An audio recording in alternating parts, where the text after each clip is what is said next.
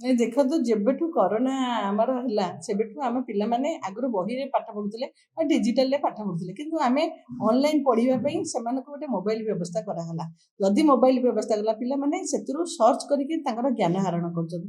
ଏବଂ ଦେଖନ୍ତୁ ବୟସ୍କ ଲୋକମାନେ ବି ସକାଳ ପାଇଲେ କିଏ ରାଶିଫଳ ଦେଖେ, କିଏ ପ୍ରାର୍ଥନା ଦେଖେ, ବହୁତ ଲୋକ ବହୁତ ବାବଦରେ ୟୁଜ୍ କରନ୍ତି ମୋବାଇଲ। କିନ୍ତୁ ହଠାତ୍ ଦେଖନ୍ତୁ ଆମେ ଯେତେବେଳେ ସକାଳୁ ମୋବାଇଲ କାଢ଼ୁଛୁ କୋଉଥିପାଇଁ, ପାଖରେ ଆମର ପିଲା ବସୁଛନ୍ତି, ପାଖରେ ବା ଆମର ପାଖରେ ବି କୌଣସି ମାନେ ଗୁରୁଜନ ସ୍ଥାନୀୟ ଲୋକ ବସୁଛନ୍ତି, ହଠାତ୍ ଗୋଟେ ସ୍କ୍ରୋଲ ବେଳକୁ ଜଣେ ଜଣକୁ ଶୋଧୁଛି ଦୋଖରିରେ ଅଙ୍ଗ ଭଙ୍ଗୀ ଦେଖିବେ କି ଭାଷା, ଯୋଉ ଭାଷା କି ସମସ୍ତେ ଜାଣନ୍ତି ସେ ଭାଷା ପାଖରେ କହିଲା ବେଳକୁ ଆମ ସାଇଡରେ ବସିଥିବା ଲୋକକୁ ଆମକୁ ଲଜ୍ଜା ଲାଗୁଛି ଯେ ଆମ ପାଖ ଲୋକଟା ଶୁଣିଦେଲା କି ଆମେ ବାଧ୍ୟ ହେଇକି ଲାଉଡ ସ୍ପିକର ଅନ୍ କରୁଛୁ। ଆମେ ତ ଇୟରଫୋନ ଦେଇକି ସବୁବେଳେ ଘରେ ବସିବୁନି ନା।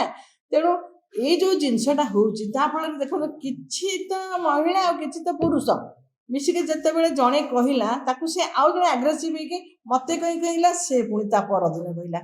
ଯଦି ଟିଭି ମିଡ଼ିଆ ବାଲା ନ ଗଲେ ସେ ନିଜେ ଲାଇଭ୍ କରିକି ତା ଦିନ ଛାଡ଼ି ଦେଉଛନ୍ତି। ଯାହାଫଳରେ କହୁଛି ସେ ତାକୁ କହୁଛି ମାରିବି, ସେ ତାକୁ କହୁଛି ମୋ ଘର ବାଟ ମୁହଁକୁ ଆସି। ଦେଖନ୍ତୁ ଆପଣମାନେ ତ ଡେଲି ସେଠି ନ୍ୟୁଜ୍ କରୁଛନ୍ତି, ଥ୍ରେଟନ୍ ଦେଉଛନ୍ତି ମାରିଦେବି, ସେ କହୁଛି ତାକୁ ହାଣିଦେବି, ସେ ତାକୁ କହୁଛି ଅମକ କରିଦେବି। ଦେଖନ୍ତୁ ଏଇ ଭାଷା ପାଇଁ ଆମ ବର୍ତ୍ତମାନ ନବୀନ ବାବୁ ଓଡ଼ିଶାର ଓଡ଼ିଆ ଭାଷାକୁ ବିଶ୍ୱସ୍ତରରେ ସ୍ଥାନ ଦେବା ପାଇଁ ଏତେ ଏତେ ପଇସା ଖର୍ଚ୍ଚ କରିକି ଯେତେବେଳେ ଡେଭଲପ୍ କରିବାକୁ ଚାହୁଁଛନ୍ତି, ସେଇ ଟାଇମ୍ରେ ଆମେ ଓଡ଼ିଆ ଭାଷାକୁ ଯେତେ ଯେଉଁଟା ଖରାପ ଲାଙ୍ଗୁଏଜ୍, ଯେଉଁଟାକି ଭଲଗାର ୱାର୍ଡ଼ ତାକୁ ଯେତେବେଳେ ୟୁଜ୍ କରୁଛନ୍ତି ଆମର ବ୍ୟକ୍ତିବିଶେଷ କିଛି ମହିଳାମାନେ, ଭାଷା ଗୁଡ଼ା ଯେଉଁଟା ସମସ୍ତେ ଜାଣନ୍ତି ଏଇଟା ଖରାପ ଭାଷା, ଏଟାକୁ କେହି ପ୍ରଶୟ ଦେବେନି ବି। ସେଇ ଯେତେବେଳେ ୟୁଜ୍ ହେଉଛି, ଖାଲି ଯେ ଓଡ଼ିଶା ଲୋକ ଦେଖୁନାହାନ୍ତି ମୋବାଇଲ, ଏତେ ବିଶ୍ୱସ୍ତରରେ ବି ଆମର ଓଡ଼ିଆ ଲୋକମାନେ ବି ବାହାରେ ରହୁଛନ୍ତି, ବଙ୍ଗାଳୀ ବି ଅଛନ୍ତି, ସବୁ ଷ୍ଟେଟ୍ର ଲୋକମାନେ ବି ଦେଖୁଛନ୍ତି।